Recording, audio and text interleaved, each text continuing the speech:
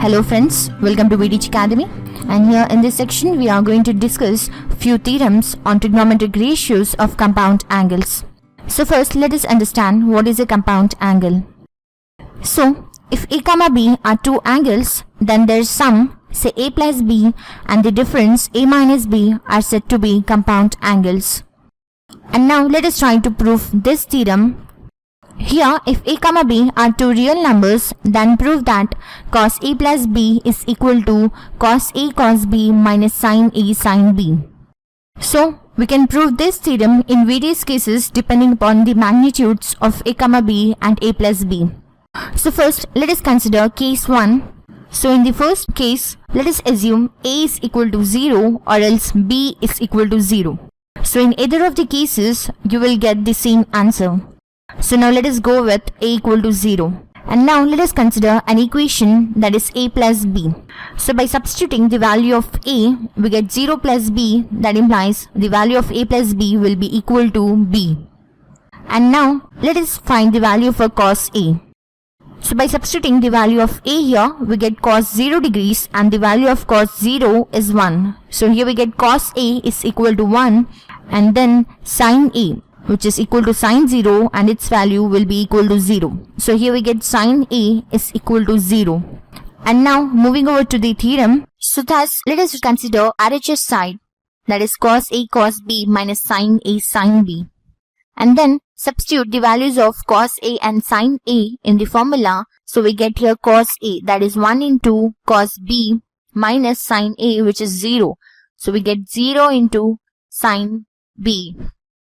So that implies we get here 1 into cos B, that is cos B, minus 0 into sin B, which will be here 0. So we get here cos B minus 0, which will be equal to cos B. So here we can write cos B as nothing but cos A plus B. Here we have A plus B equal to B, so cos A plus B will be equal to cos B. So here we are replacing cos B with cos A plus B. So here we get the value on the LHS side, which is cos A plus B, which is equal to the value on RHS side, that is cos A cos B minus sin A sin B.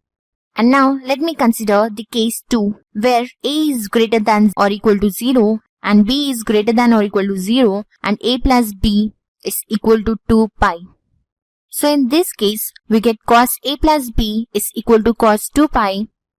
And then by transferring A to the right hand side, we get B equal to 2 pi minus A. So that implies we get here cos B is equal to cos 2 pi minus A. And we already know that cos 360 degrees minus theta lies in fourth quadrant, and in fourth quadrant cos is positive. So we get here cos A as the result for cos 2 pi minus A. And then let us consider sin B. So sin B will be equal to sin 2 pi minus A. Sin 2 pi minus A will be equal to minus sin A. So here we get both the values for cos B and sin B. And now let us consider RHS side, that is cos A cos B minus sin A sin B, and then substitute the values of cos B and sin B. So here by substituting, we get cos A into the value of cos B, which is cos A here, minus sin A into the value of sin B, which is minus sin A here. So that implies we get here cos A into cos A, which is cos square A, minus into minus, which becomes plus here, and sin A into sin A will get sin square A. So cos square A plus sin square A is an trigonometric identity, that is cos square A plus sin square A is equal to 1. So writing the value of cos square A and sin square A here, we get 1, and we already know that cos 360 degrees is equal to 1.